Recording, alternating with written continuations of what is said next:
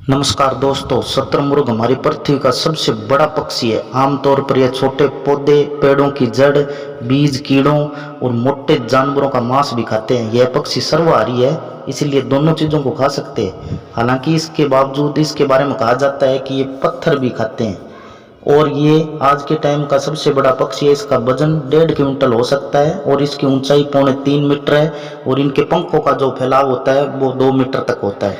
अगर जानकारी आपको अच्छी लगी तो वीडियो लाइक करें, नहीं तो डिसलाइक भी कर सकते हैं और सपोर्ट जरूर करें।